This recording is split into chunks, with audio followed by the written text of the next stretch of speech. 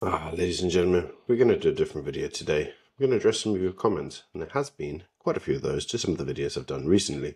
But before I get onto the main video, if I can yet again remind you, if you'd like to, please subscribe to the channel. It does help. And if you really want to support the work I do, you're welcome to buy me a coffee. The link is in the description box below. I'm also on Substack, and I do write articles on there, so you're welcome to check me out on Substack. So let's get on to the main video. I'm going to try not to edit it. This time I'm just going to talk to the camera, and I'm just going to address some of the things that you say. So the first is, yesterday I did a video on the DA and the Russia TARP scenario. Now, when I say TARP scenario, it's actually quite difficult to understand what a lot of people's issue with Russia is. I mean, obviously we understand that the mainstream media do paint them as the bad guy, and some of our political parties, such as the DA, don't really like to talk favorably about them because, you know, they like the liberal world order. Now, some of you really lose your minds when it comes through to the whole Russia scenario. And it's kind of weird because you would like to think that some of our audience is quite awake to the type of things that's going on in the world, but sometimes they're really not. I mean, you're attempting to log on and get alternative main news to the mainstream narrative, but when you get that alternative view, it's like, well, it didn't go with the mainstream narrative, and ergo, it must be wrong. So there's a few people that actually don't like Russia because of the whole Ukraine invasion. But, you know, I gotta make some observations. I actually have a friend that lives in Ukraine. He lives in Kiev. And at the moment, he still has electricity. He still has forms of Wi-Fi and internet. He's a martial arts teacher. I know him from when I used to fight. And interestingly enough, he's still teaching martial arts and he's still posting a lot of his stuff up to Facebook. Yeah, he seems fine. But we're told that this is a war zone. You know, worst war zone ever. And yet, there's nothing going on there.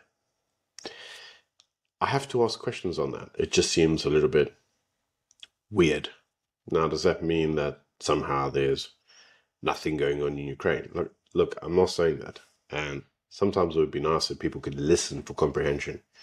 What I'm saying is that immediately I'm alerted to the fact that things aren't hunky-dory. At the same time, we're told that Vladimir Putin is the biggest threat to the West, while simultaneously also being the most useless idiot ever in the world, because he can't fight a war.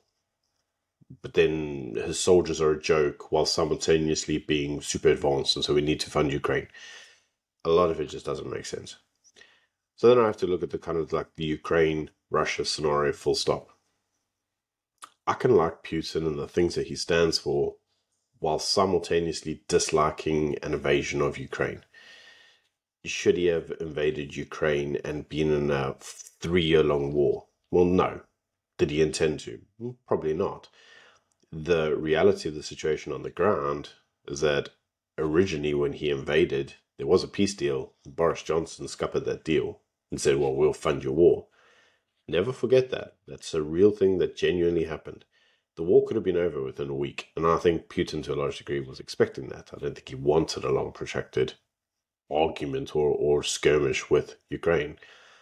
Let us also not forget that prior to the invasion, Russia was actually a world ally. And I mean a world ally, as in he was an ally to the United States, he was an ally to Europe. But people got on with him. Remember, this isn't the Soviet Union era anymore. So I then also have to look at things that are going on in the West and go, I don't really like what I see. There's a lot of the, let's call it the corruption of the kids. Some of the stuff that are going on in the schools I don't really like. Critical gender theory, critical race theory, indoctrination of kids, telling your kids that basically they shouldn't want to raise families or have any form of religious convictions, or they should be as an economic unit whereby all they do is go to work, get a job, and nothing really happens with their life. They just mindlessly amble along, play some video games. I don't really like that. Turning all your kids into consumers, while simultaneously decrying population decreases in your country, and then saying, well, we need to import 1 billion Somalians from somewhere in order to prop up the economy because we have low birth rates, while simultaneously at the same time telling everybody they shouldn't have children and they're better to be, on their own and just be giant babies that sit around playing video games all day with no real commitment. Apparently this is the highlight of life. Whilst also telling mothers that they shouldn't be mothers, they should actually be career women. And then going back to saying we've got population problems, so import another million Malians who can work all of our jobs at low economic rates. And then when the crime rate goes up, we all go, oh, why? Yeah, Putin doesn't like it. He doesn't want that for Russia. He's actually incredibly pro-Russian greatness, for want of better words. He wants Russia to be great for the sake of Russians. And we've all seen the videos around Moscow where everything's super clean. The people are kind of getting on, the traditional family units returning. Russia's even returned to a large degree even to the Russian Orthodox Church. The role of religion in the modern Russia is increasing. And as an individual, I find myself attracted to that as a conservative individual. But I've also seen many, many interviews with Vladimir Putin. And he is a really good statesman. You can't dispute that. He talks very well. He has a lot of really important things to say. He talks quite a lot about how the woke mind virus has infected the West, how the West is almost self-imploding, and he says this is a problem. It's problematic. Does that mean that somehow I support his invasion of Ukraine? And I said that in the video. It's complicated because the entire scenario is complicated. Let us not forget that the regions that he so-called invaded were basically Russian territories anyway. Yes, okay, they were part of Kiev. Yes, and by Kiev I mean Ukraine, because obviously Kiev's the capital. Yes, they were part of Ukraine, but they were disputed territories to a degree. There's many disputed territories around the world. Many, many, many disputed territories around the world. There's one right now between India and China. Right? These are going to be conflict zones. The borders for the longest time have been fluid. To assume that somehow borders are static and they never change is well, delusional.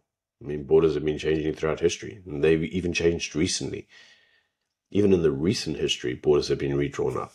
So you can't really kind of look at it on the fashion and say, wow, this is a set-in-stone territory. I mean, Vladimir Putin himself, in his interview with Tucker Carlson, addressed what he thinks the historical claims of Ukraine is. Now, very interestingly enough, one of the other comments I got in my video was, clearly I'm dumb because I don't understand, China. And I got lots of swear words from one member of the audience because I said I don't like the social credit score.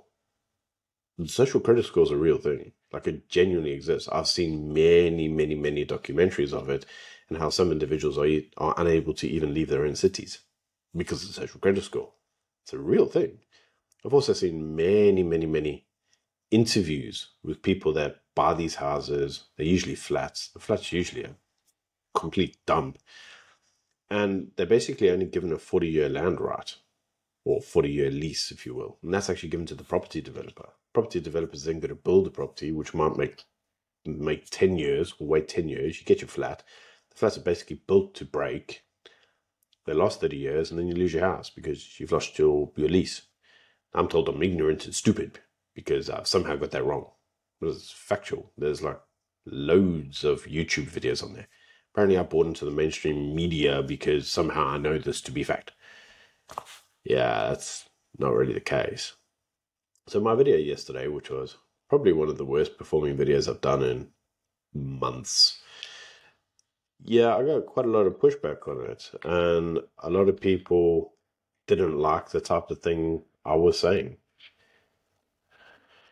And a lot of it, basically revolved around me giving a narrative that people didn't agree with because, they read the news and the news told them that that's not a good narrative. Yep, it's not going to be a good narrative because that's the news narrative. That's the news narrative that you've been fed. Maybe it's right. Maybe I'm wrong.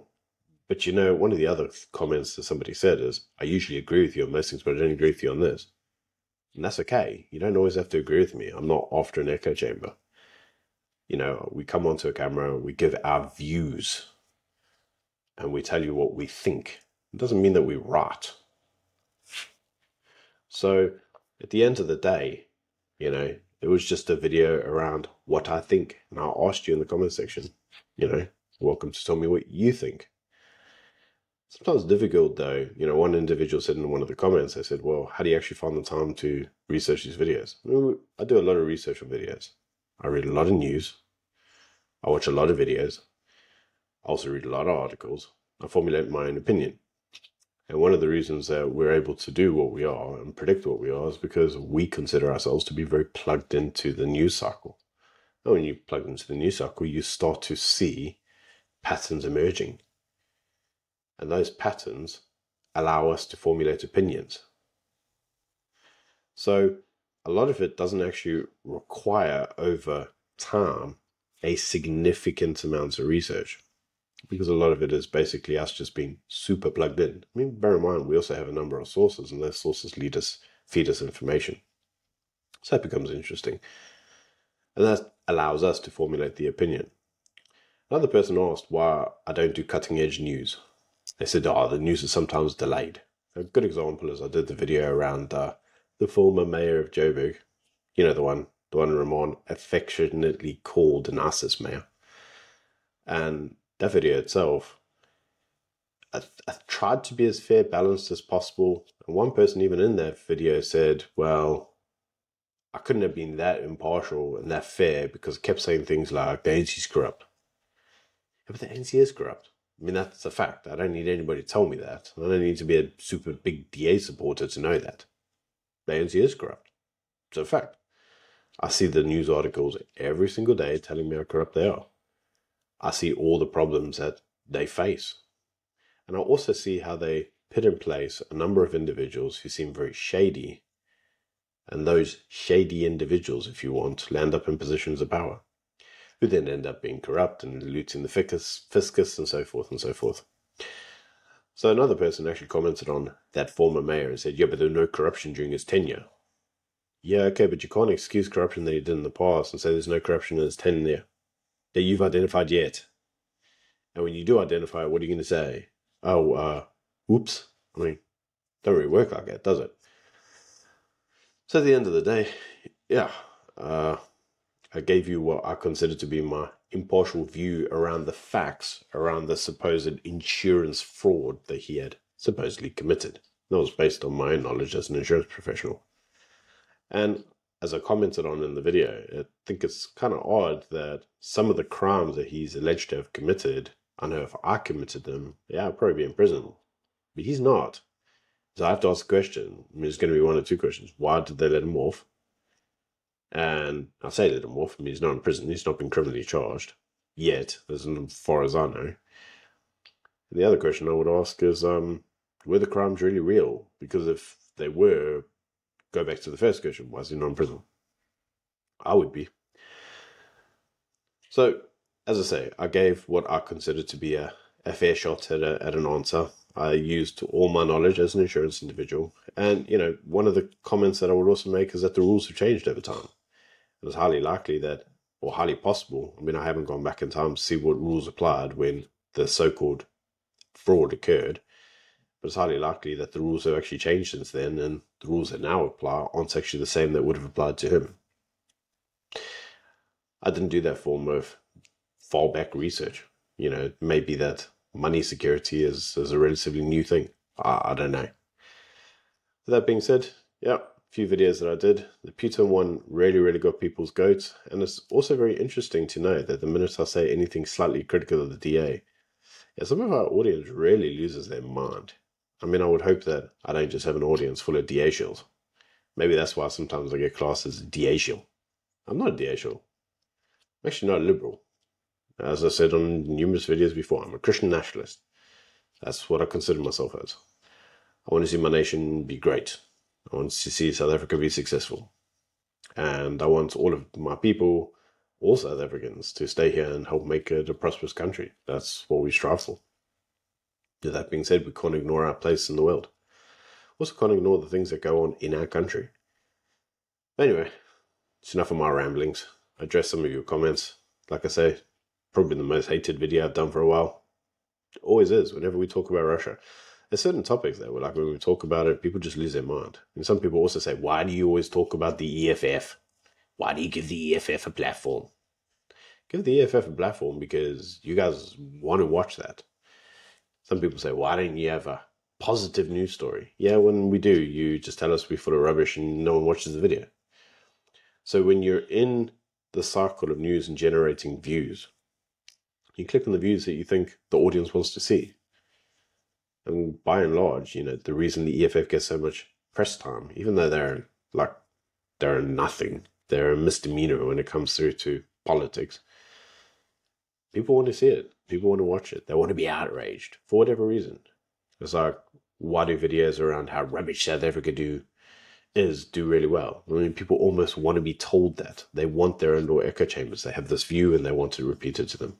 Yeah, unfortunately I can't do that because I have an alternative view, and the alternative view is propped up by the fact that I've lived elsewhere in the world, so I know what the rest of the world looks like. I lived out of the country for a very long time. Anyway, it's enough from me for one day. Probably just talk rubbish to a camera for a while. You can let me know what you think of half the rubbish I've just talked in the comment section below. I have no doubt that you will, and I have no doubt that some of the comments will be more than fiery. Anyway, it's expected. It's what happens when you go online. Until next time, bye.